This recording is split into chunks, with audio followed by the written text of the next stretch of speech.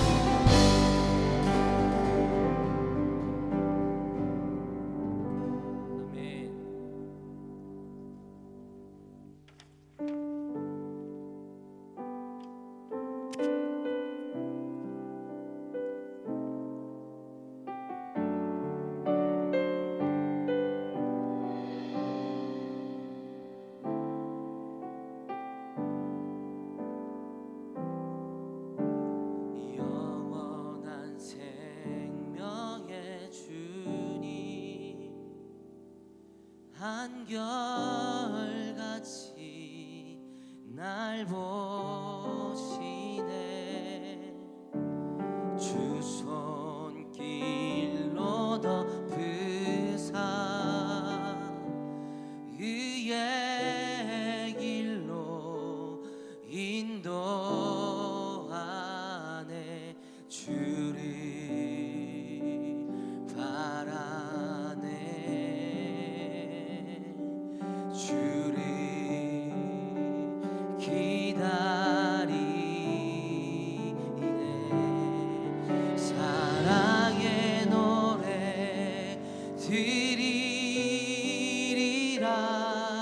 신실하신 주님께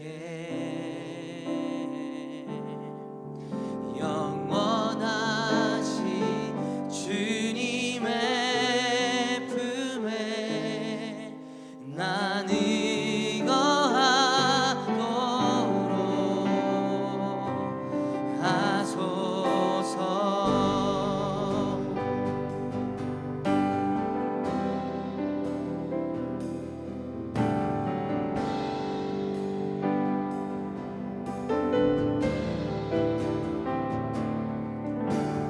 영원한 생명의 주님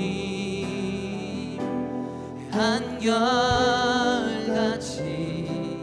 날 보시네. 주 손길로 덮으사 의의 길로 인도하네. 주를 바라네. 주를 기다리네. 사랑의 노래 드리리라. 신실하신 주님께 영원하신 주님의 품에 난 의거하도록 하소. 사랑의 노래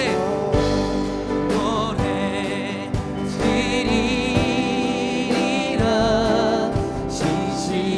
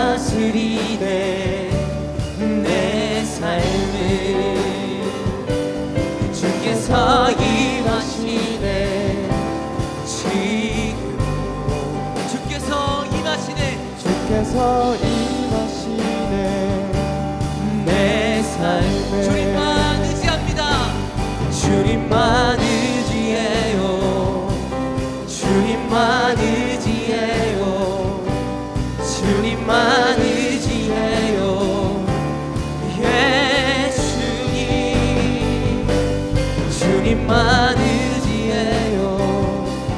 주님만 의지해요. 주님만 의지해요. 예수 주께서 다스리네 이 땅을. 주께서 다스리네 이 땅을. 주께서 다스리네 이 땅을. 주께서 임하시네. 주께서 임하시네 이 순간. 주께서 임하시네. 주께서 임하시네 이곳에. 주님만 의지합니다. 주님만 의지해요. 주님만 의지해요. 주님만 의지해요. 예 주님. 주님만 의지해요. 주님만 의지해요. 주님만 의지해요. 예 주님. 주님만 의지합니다. 주님만 의지해요. 주님만 의지해요. 주님만 의지해요. 예 주님. 주님만 의지해요. 주님만 의지해요. 주님만 의지합니다. 주님만 의지해요. 예 우리 마지막으로 한 번 더 고백합시다. 주님만 의지해요. 주님만 의지해요. 주님만 의지해요. 주님만 의지해요. 예 주님. 주님만 의지해요. 주님만 의지해요. 주님만 의지해요. 예 주님. 이 시간 함께 기도하며 나아갑시다. 때때로는 이 땅에 일어나는 일들을 보면 주님께서 이 땅을 과연 다스리시고 이끼는 한가라는 물음이 올라올 때가 있습니다. 그러나 여전히 하나님은 우리에게 구원의 방편들을 마련해 놓으셨고 우리를 이 땅에도 지금도 임하시며 다스리고 계십니다. 그런 주님만 의지하며 나아가기를 소망합니다. 주님만 의지한다고 이 땅을 다스리시는 주님을 믿으며 의지하며 나아간다고 이 시간 우리의 입술로 고백하며 기도하며 나아갑시다. 기도하시겠습니다. 주님만 의지합니다. 여전히 이 땅을 다스리시는 주님만 의지합니다. 우리의 눈에 주님이 아무것도 하시는 것 같지 않고 주님이 어느 것도 통치하시는 것 같지 않고 그분은 묻혀 계시며 그분은 어둠 속에만 존재하시는 하나님, 내가 모르는 그런 하나님처럼 보이지만 여전히 이 땅을 다스리시며 통치하시며 의지하며 나아가기를 원합니다. 그런 주님을 의지하며 나아가기를 원합니다. 주님만 의지합니다. 주님만 의지합니다. 주님 우리와 함께하여 주시옵소서. 주님만 의지합니다.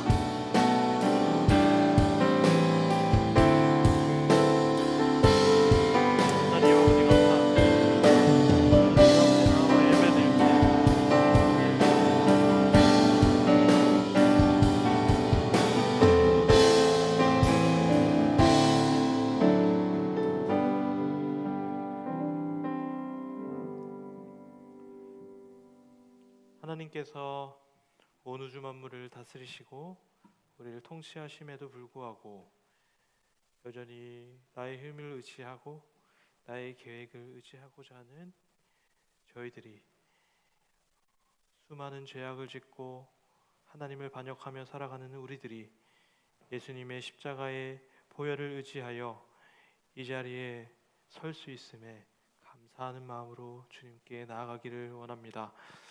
하나님, 우리의 힘으로 주님을 예배할 수 없고 우리의 힘으로 주님을 바라볼 수 없으니 이 시간 오직 십자가의 은혜로 하나님을 바라보고자 또 이 자리에 서 있는, 이 자리에 참석하고 있는 많은 우리 영혼들의 심령 가운데 주의 사랑과 은혜를 부어주시고 온전히 주님 바라볼 수 있는 이 시간 될 수 있도록 주님께서 인도하여 주시옵소서.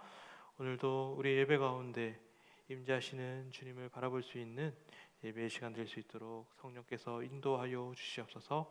예수 그리스도의 이름으로 기도합니다. 아멘.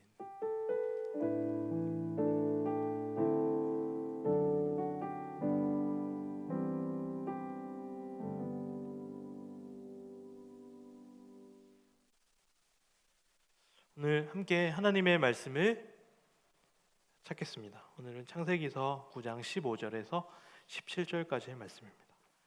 창세기서 9장 15절에서 17절까지의 말씀입니다. 제가 읽어드리도록 하겠습니다.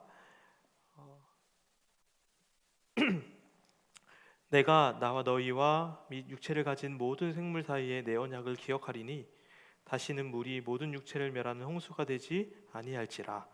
무지개가 구름 사이에 있으리니 내가 보고 나 하나님과 모든 육체를 가진 땅의 모든 생물 사이에 영원한 언약을 기억하리라.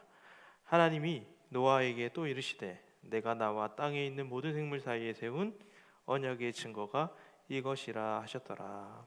아멘. 우리가 함께 오늘 노아의 이야기 세 번째 시간인데요. 지켜야 할 것이라는 제목을 가지고 함께 하나님의 말씀을 살펴보도록 하겠습니다. 우리는 교회를 다니면서 기독교를 생각할 때 기독교에 대해서 좀 단순하게 생각하는 경향이 있어요. 무엇이냐면 단순히 기독교가 우리한테 주는 메시지가 얘들아 전도 많이 해야 돼, 기도 많이 해야 돼, 말씀 많이 봐야 돼, 예배 잘 드려야 돼 라고 하는 그런 개인의 신앙에 매여 있는 종교라고 생각을 하는데 그렇지 않아요. 기독교 특히 하나님의 말씀 안에는 우리 개인적 차원의 신앙뿐만 아니라 우리가 세상을 살아가는 지혜 그리고 온 세상을 어떻게 바라봐야 할지에 대한 그런 시각들이 다 담겨 있다라는 것을 저는 오늘 설교를 통해 여러분들에게 알려드리고자 합니다. 특별히 오늘 우리가 살펴보고 있는 노아의 약속, 언약 속에는 정말로 폭넓은 우리가 온 우주적인 의미로서의 메시지들이 많이 담겨 있는데 오늘은 그것을 여러분들과 함께 살펴보고자 합니다. 노아의 언약 속에는 많은 메시지들이 담겨 있는데 오늘 특별히 두 가지 정도만 여러분들과 살펴보려고 하는데요. 첫 번째는 하나님의 형상의 개념과 두 번째는 우주에 대한 우리의 책임에 대한 이 두 가지의 메시지를 여러분들과 함께 살펴보려고 합니다. 그래서 먼저 하나님의 형상에 대해서 살펴볼 건데 우리가 하나님의 말씀 9장 6절 띄워주시겠어요? 9장 6절을 한번 살펴보면 이런 말씀이 나와요. 다른 사람의 피를 흘리면 그 사람의 피도 흘릴 것이니 이는 하나님이 자기의 형상대로 사람을 지으셨습니다 라는 말씀이 나와요. 그러니까 오늘 하나님의 형상에 대해서 이야기를 하고 있어요. 기독교에서 정말 중요한 개념 한 가지가 있다면 그것은 하나님의 형상이라는 개념이에요. 그러니까 오늘 말씀은 모든 사람은 하나님의 형상으로 창조되었기 때문에 살인을 하면 안 된다라는 이야기를 하는 거예요. 그러니까 살인을 하지 않는 이유는 무엇 때문이냐면 각 사람이 그 가운데 하나님의 형상을 품고 있는 존재이기 때문에 다른 사람을 죽이면 다른 사람을 살인을 하면 곧 그 사람 안에 있는 하나님의 형상을 사라져 버리게 만드는 사람에 대한 죄도 되지만 하나님께 대한 죄도 된다는 의미에서 살인을 하지 말라고 우리에게 이야기하고 있다라는 것이죠. 그래서 하나님께서는 우리를 창조하실 때 다른 동물들과 특별한 차원에서 하나님의 형상으로 우리를 만들어 주셨어요.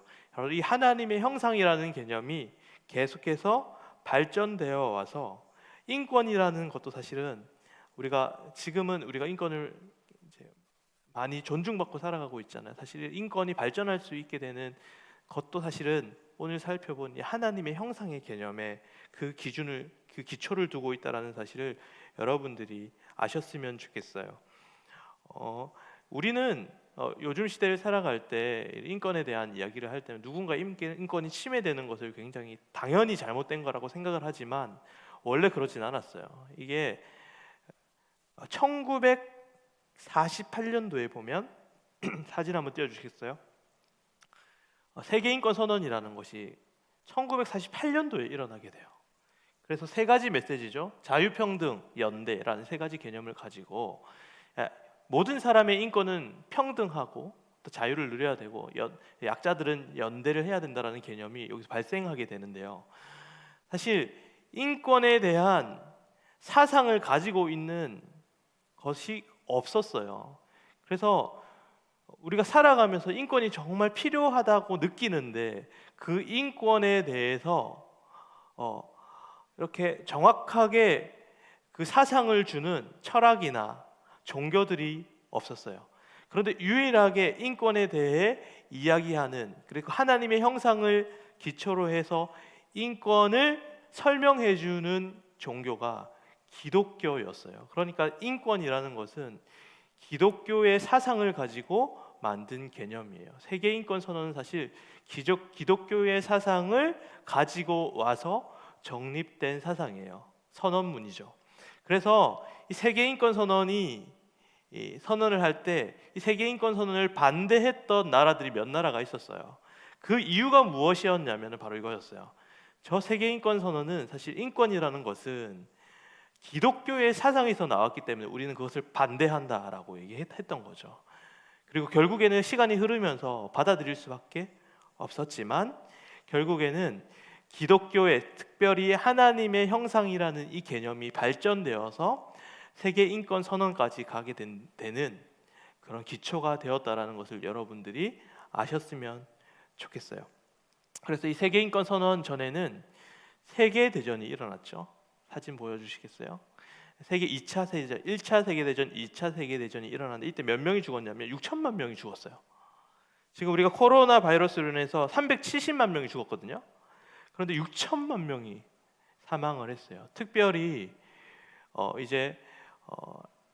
그 유대인 학살, 홀로코스트라고 얘기하는 유대인 학살이 일어났는데 이때 유대인들이 600만 명이 가스실에서 죽고 생체 실험을 당하고 이런 인권 유린을 당하게 되었어요. 세계 1차 대전, 2차 대전, 또 유대인의 학살, 이런 것들, 인권이 침해되는 수많은 그런 상황 속에서 세계 인권 선언이 일어나게 되었는데 그 기초가 되어 있는 게 바로 성경이고 성경 안에서 하나님의 형상이 그 가장 기본적인 개념이 되었다라는 것이죠. 그리고 서양 사람들은 제국주의를 외치면서 수많은 식민지를 이제 만들게 되었죠. 그래서 특별히 노예들을, 다른 나라 사람들을 노예로 부리는 일들이 많이 일어나게 되었어요. 사진을 보여주시면 이게 무슨 사진이냐면 노예선 안에 내부의 모습이에요. 사람들이 묶인 채로 이렇게 누워 있어요. 그래가지고 그냥 사람을 그냥 물건 취급하는 거예요, 저렇게. 그래서 죽으면은 빼가지고 바로 바다에 던져버리고 하나의 물건으로서 취급하게 되었던 것이죠. 이러한 인권을 유린하는 모습, 또 민족끼리 서로 인종차별하는 모습들, 다 이런 부분들이 사실 하나님의 형상의 개념을 왜곡시켜서 일어난 일이었죠. 그래서 우리가 기독교 하나님의 말씀을 따르는 사람들은 결국 인권의 문제에 있어서 굉장히 민감하게 반응해야 되고 또 인종차별 같은 문제에 대해서 우리가 목소리를 내야 되는 것이 기독교 사상 안에 담겨있는 성경의 메시지, 특별히 하나님의 형상이라는 개념이에요. 인권 문제는 지금도 있어요. 여러분들이 스포츠를 통해서 아시겠지만 사진 보면은 요즘도 인종차별이 일어나요. 그래서 사진을 보면 축구 선수들 막 세레모니 할 때 눈 찢는 거, 이렇게 원숭이처럼 눈 찢는 것, 이거 사실 동양인들 비하하는 부분이죠. 그리고 샘 오칠이, 저 사람이 지금 한국에서 활동을 하고 있는데 결국 아프리카인으로서의 차별이나 이런 것들에 대해서 많이 이야기를 하는 그 TV 채널에서 이야기하는 것을 봤을 때 아직까지도 우리가 살아가는 이 사회 속에서는 인권의 침해, 또 평등하지 못한 하나님의 형상으로서 마땅히 누려야 할 인권에 대해서 유린당하는 모습들을 우리는 바라볼 수가 있다라는 것이죠. 그래서 이 하나님의 형상은 우리가 살아가는 이 시대에 굉장히 중요한 개념이라는 것이죠. 여러분들이 이제 살인하지 말라라는, 우리는 하나님의 형상이기 때문에, 우리 모두는 형상이기 때문에 살인하지 말라라는 개념을 가지고 있어요. 근데 이 살인하지 말라는 예수님이 뭐라고 얘기하셨냐면 너희가 형제를 욕하는 자는 곧 살인한 자다라고 얘기했어요. 이 말은 무슨 말이냐면 우리가 형제에게 욕을 했을 때 그 형제가 이제 마음이 힘들어서 이제 자살을 할 수 있는 그런 상황까지, 극단적인 상황까지 갈 수 있다라는 전제를 예수 그리스도께서는 너희가 욕하는 자는 살인하는 자다라고 우리에게 이야기를 하고 있는 부분이죠. 우리가 단순히 살인하지 말라고 하면은 우리에게 아무 의미가 없는 거죠. 왜? 그 누구도 우리는 살인하지 않아요. 그러나 이게 언어의 폭력이라든지 친구들을 괴롭히는 개념이라든지 이런 것들이 다 하나 예수님이 보시기에는 다 살인적인 행위가 될 수 있다라고 우리에게 이야기하는 거예요. 다음 사진 보면은 요즘 문제가 되는 것이 이제 친구들에게 폭언, 욕설을 하거나 괴롭힘을 당하는 부분들이 있어요. 사실 이 부분도 살인의 개념인 거죠. 우리는 아무 생각 없이 얘기를 하지만 그 이야기를 듣는 사람들의 입장에서는 그것이 자살까지 생각할 수 있는 그러한 원인이 될 수 있다는 점에서 우리는 친구들을 대할 때에도 조심해야 되는 부분들이 있어요. 그래서 예수님께서는 원수도 사랑하라 그러잖아요. 그건 뭐냐면 결국에는 모든 사람에게는 하나님의 형상이 있기 때문에 그를 욕해서도 안 되고 그를 잘 대해줘야 하는 의무가 우리에게 있다라는 것을 우리에게 알려준다라는 것이죠. 그래서 살인하지 말라는 친구들을 욕하지 말라, 친구들을 괴롭히지 말라라는 개념까지 있는 거예요. 우리 친구들에게 욕하는 것은 곧 하나님의 형상에 대해서 욕하는 거예요. 즉 하나님에 대해서 욕을 하는 것이에요. 그래서 우리는 하나님의 형상을 나만 가지고 있는 것이 아니라 다른 친구들도 가지고 있고 모든 사람들이 다 가지고 있기 때문에 서로를 존중하며 서로를 잘 대해야 하는 그런 의무를 우리가 가지고 있다는 것을 우리는 알고 살아가야 된다는 것이죠. 하나님의 형상은 사형제도까지 일어나게 돼요. 여러분들 성경은 사형제도를 찬성할까요? 반대할까요? 선생님 어때요? 사형제도 찬성한가요? 반대하나요? 그렇죠? 찬성해요. 사형제도를 찬성하기보다는 허용하죠. 왜 허용하냐면 이것도 하나님의 형상과 관련이 있는 거예요. 왜냐하면은 극악무도한 범죄를 짓는 사람들이 많은 사람들을 죽이는 거죠. 그러니까 하나님의 형상이 보존되기 위해서 그 사람을 죽이는 것이 많은 하나님의 형상을 살리는 데 도움이 된다고 생각했다는 것이죠. 그래서 사형제도를 허락하는 것은 더 많은 하나님의 형상들이 보존받기 위해서 그 사형제도를 허용한다라는 것이죠. 그래서 하나님의 형상의 개념은 법에게까지 영향을 미쳐서 실제로 미국은 사형제도를 허락했는데 요즘에 이제 그거를 반대하는 사람들도 있고 그렇지만 기본적으로는 성경은 사형제도를 찬성하는데 그 이유가 무엇이냐면 하나님의 형상을 보존하기 위해서다라는 것을 여러분들이 알았으면 좋겠습니다. 그러면 낙태는 어떨까요? 낙태는 어떻게 생각하세요? 낙태죠. 이게 보이세요 사진? 이게 태아예요, 태아. 이거를 칼로 자르는 거죠. 그 기구를 넣어가지고 토막토막 내는 거예요. 너무 끔찍해요. 이런 사진 잘 보여주지 않죠. 너무 잔인하니까.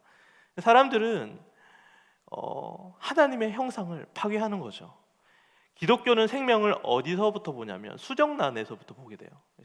남자와 정자가 결합하고 수정란으로부터 생명의 시작으로 보는데 그 수정란이 이제 조금씩 자라고 나면 태아가 되는 거잖아요. 그래서 그 낙태는 사실 하나님의 형상을 없애는 과정이에요. 사람을 죽이는 과정이기도 하지만 하나님의 형상을 파괴하는 그러한 수단이 바로 낙태예요.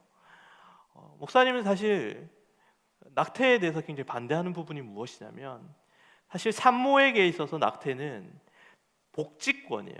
더 잘 살기 위한 개념이지만 태아에게는 생명권이 달려있는 문제인 거죠. 여러분 누군가가 더 복지권을 원하는 것과 태아의 생명이 달려있는 이 양쪽이 부딪혔을 때 우리는 누구의 손을 들어줘야 되나요? 당연히 태아의 생명이 더 중요한 것이죠. 근데 사람들은 자신의 복지를 위해서 낙태를 찬성하는 부분들이 있는 거죠. 기독교는 낙태를 확실히 반대한다고 우리에게 알려주고 있어요. 바로 태아는 생명이기 때문이에요. 그 생명에 하나님의 형상이 담겨있기 때문에 우리는 낙태를 반대하는 것이죠. 자살도 마찬가지예요, 여러분. 자살도 자기 자신이 죽는 것뿐만 아니라 자기 안에 있는 하나님의 형상을 파괴하는 것이기 때문에 반대하는 것이죠. 이렇듯 우리가 살아가고 있는 이 세계에는 하나님의 형상 개념이 곳곳에 숨어 있어요. 그래서 우리가 무엇인가를 판단할 때 성경에 빗대어서 반대하거나 또 찬성하는 부분들이 있어야 된다는 것이죠. 하나님의 형상은 어떤 형태로도 파괴해서는 안 되고 훼손되어서는 안 된다라는 것이 첫 번째 노아의 방주에서 언약이 주는 우리에게 주는 메시지입니다. 그리고 두 번째로 노아의 언약을 통해 우리에게 주시는 메시지는 무엇이냐면 바로 우리는 이 온 지구를 보존해야 할, 온 우주를 보존해야 할 의무가 있다라는 것이죠. 노아의 방주 이야기를 보면요, 노아의 방주에서 노아가 종류대로 동물들을 실어요. 종류대로 동물들을 실는데 그 이유가 무엇일까요? 그건 뭐냐면 그 동물들을 보존하시기 위한 하나님의 방법이었죠. 노아의 입장에서는 어때요? 그 동물들을 태우고 방주에 가서 그들에게 먹이를 주고 또 그들을 관리해야 할 의무가 있었다라는 거예요. 동물뿐만 아니라 식물도 마찬가지고 이 온 지구를 인간은 관리해야 할 의무가 있다라는 거예요. 그래서 여러분들은 환경 문제나 동물 보호 문제에 있어서 그 부분에 대해서 성경은 그것을 잘 이끌어야 되는 인간에게 의무를 우리에게 주고 있다라는 것이죠. 그래서 우리는 우주를 지켜야 합니다. 네, 우주를 지켜야 하는데 최근에 코로나 바이러스로 인해서 지구가 굉장히 깨끗해졌다 그러죠. 그동안 인간이 얼마나 환경을 파괴했다는 것을 알 수 있게 되는 대목이에요. 우리는 지구를 지켜내야 하는데 특별히 저는 두 가지 정도만 지금 목사님 준비했는데 첫 번째는 뭐냐면 동물들을 보호해야 돼요. 동물들 사진 한번 보여주시겠어요? 보면은 인간이 버린 쓰레기로 인해서 물개가 저렇게 이렇게 그물에 칭칭 감겨 있고 새 안에 온갖 쓰레기 더미들이 담겨 있고 또 새를 보면은 기름이 뒤범벅되어 있는 그림. 북극의 온난화 현상 때문에 북극곰이 살 데가 없는 모습들, 이런 모습들은 사실 우리가 노아 언약을 통해서 하나님께서 우리에게 주신 명령을 잘 이행하지 못하는 모습들이죠. 이로 인해서 환경이 파괴되고 우리로 인해서 환경을 잘 보존하지 못함으로 환경이 파괴되었고 동물들이 고통당하는 우리들의 모습들이 있었다는 거죠. 노아의 이야기를 통해서 노아가 방주 속에 있는 그 동물들을 잘 기르지 않고 방치했다는 것과 똑같은 거예요.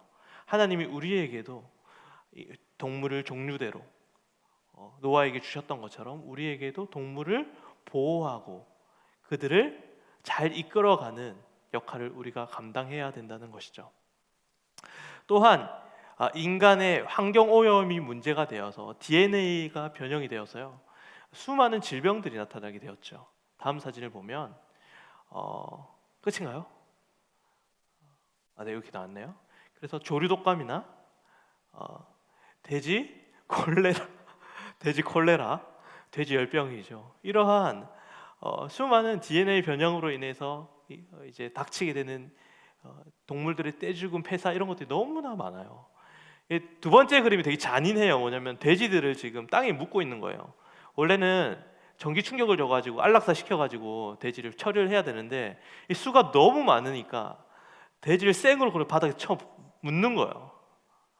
그래서 돼지를 저렇게 몰아가지고 땅 속에 묻고 거기다 포크레인으로 이제 흙을 덮어가지고 돼지를 죽이는 건데 그 소리가 하루 종일 가요. 돼지 멱 다는 소리 있잖아요. 돼지 그 울음소리 그런 것들이 그 하루 종일 간대요. 땅에 묻혀 있는 채로. 그래서 지금 밑에 있는 사람들이 막 울죠. 그 소리가 너무 괴로워서 귀를 막고 울고 있는 거예요. 사실 이러한 문제들은 다 인간이 만들어낸 거죠. 그래서 우리는 노아의 언약을 통해서 이러한 윤리적인 의미에 대해서 다시 한 번 더 되새겨야 된다는 것이죠. 오늘 여러분들에게 두 가지 얘기를 했죠. 첫 번째는 하나님의 형상에 대한 이야기와 우주를 보존해야 된다라는 특별히 동물의 죽음을 통해서 우리가 바라봤는데요. 여러분, 우리가 신앙생활을 잘한다는 것은 개인적인 신앙생활만 잘하는 것이 아니에요.